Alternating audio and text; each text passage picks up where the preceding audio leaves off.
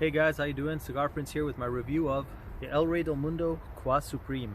Now this is one of the cigars that I picked up during our recent buying trip to Cuba. The box date is approximately August 18th. It's a Robusto in size, about 50 ring gauge and almost 5 inches in size. So kind of like most of the Robustos that come out of Cuba, it's about the similar kind of size. One thing I'll note right off the bat, this was the first third and I noticed right away that the ash was kind of weak.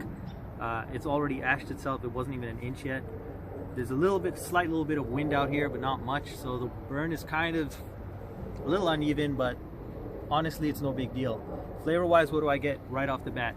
Right off the bat, there's a very strong, bitter, kind of black coffee, cocoa-ish kind of a flavor that comes off of it. It kind of overwhelms the cigar a little bit. There's also a little bit of honey there that's very smooth and coats the palate. There's also cedar right in there. So if you like cigars that have that kind of profile with wood, coffee-ish cocoa and a little bit of honey in there, I think you'd really like the cigar. Personally, I think the cigar needs a little bit of age. The one I tried back in Cuba from a single before I bought this actual box was actually a lot more finesse, a lot smoother. It still had that honeyed quality to it, but I got a little bit of nuts in there. There was a slight floral quality to it, a little bit of salt that I got on the lips. That's what I remember. This one doesn't quite have that. It's not smooth enough, so that's what leads me to think that it probably, that one that I tried in Cuba must have been significantly aged. This one, it's already, we're kind of like at the end of 2019 now, so over a year and a half old.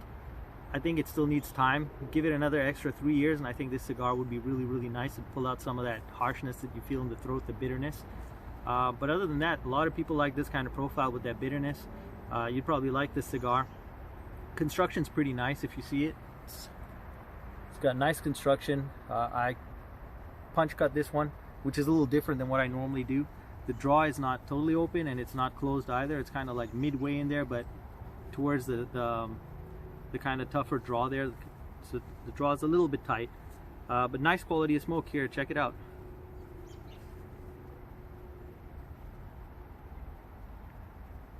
Nice white smoke. The ash before it ashed itself was kind of grayish, but still it looked very nice before it kind of decided to drop off. But hey, we're in the woods, so maybe it's some kind of offering or something. I'm gonna smoke it down a little bit more. I'm gonna come back to you guys and let you know if I get any transitions, but if I don't, you guys have a great evening. Have fun. If you see these cigars anywhere and you can pick one up that's a little bit older, the one I tried in Cuba was really nice. I'd highly recommend it. Also, if you'd like to pick up a cigar that is not overly expensive in comparison to many of the other ones, not that it's cheap, but they're decently priced right now in the market, and I'm seeing like a resurgence of people trying to pick these up. Interesting story about these: back in the 20s till about the 70s, they used to be actually the Cohiba of their time. They were very expensive cigars that came out of Cuba, very desired, but for some weird reason 70s onwards they kind of dropped off and people stopped buying them as much. They weren't as popular.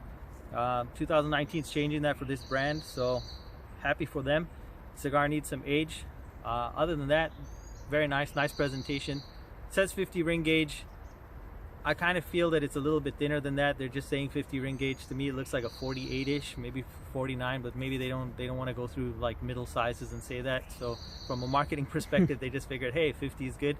But it's thinner, definitely thinner than Epicure No. 2 from Hoyo de Monterrey, which is 50 by almost 5 inches. Nice cigar. I'm going to smoke it down. I'm going to let you guys know if there's any transitions. If not, you guys have a great evening as usual and have fun. Hope you enjoy the review. Cheers guys. Peace.